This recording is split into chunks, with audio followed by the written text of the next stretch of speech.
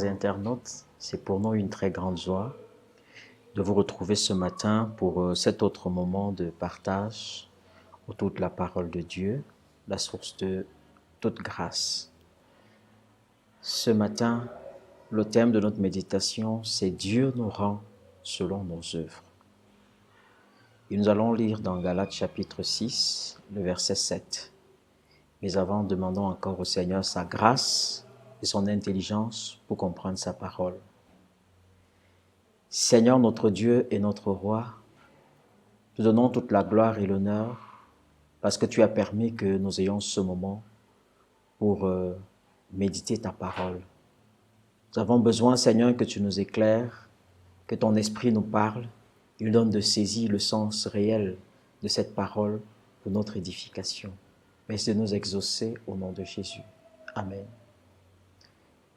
Galates chapitre 6, le verset 7. Ne vous y trompez pas, on ne se moque pas de Dieu. Ce qu'un homme aura semé, il le moissonnera aussi. Amen. Bien-aimés, dans ce passage, l'apôtre Paul est en train de s'adresser à la communauté de Galates.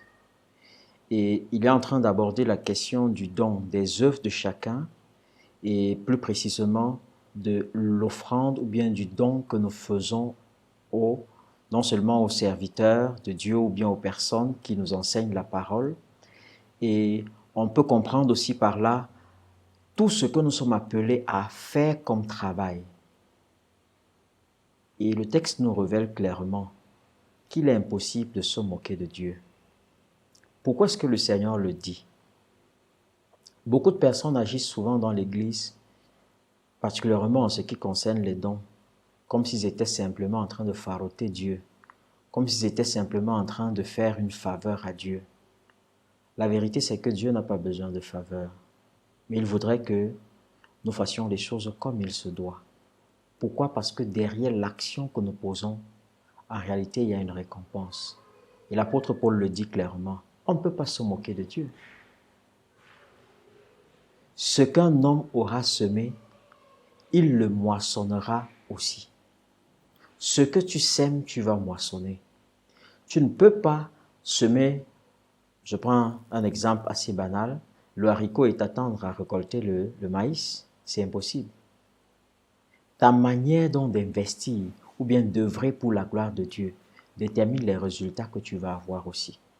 Ta manière même de t'investir dans l'œuvre de Dieu détermine ce que tu recevras en retour. C'est aussi ça la justice de Dieu. Sinon, Dieu serait injuste de donner des choses à des personnes qui œuvrent très peu pour son royaume.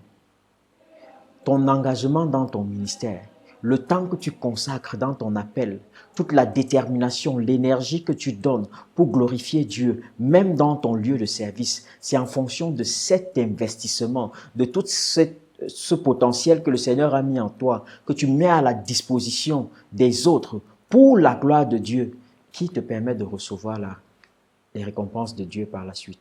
C'est ça la justice de Dieu. Dieu nous rend selon nos œuvres. Quelles sont tes œuvres? Comment est-ce que tu t'investis au quotidien?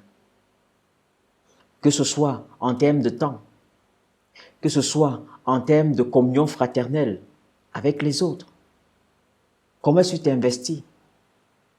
Ce que l'homme sème, c'est ce qu'il récolte.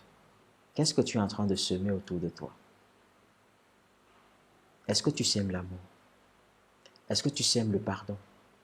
Est-ce que tu sèmes la communion fraternelle? Ce sont ces choses que tu vas récolter. Le Seigneur Jésus, en son temps, pouvait dire dans Luc 6, verset 32, « Faites aux autres ce que vous aimeriez qu'on vous fasse. » La détermination à servir le Seigneur ouvrira de grandes portes qui t'aideront, toi, à recevoir la bénédiction de Dieu qui est liée à ton investissement. Dieu te rend selon tes œuvres. Dieu te rend selon ce que tu fais. Que cette parole t'aide à revoir ta manière de servir le Seigneur, ta manière d'œuvrer et à t'engager davantage à faire mieux que par le passé. Sois béni abondamment au nom de Jésus. Amen. Passe une excellente journée.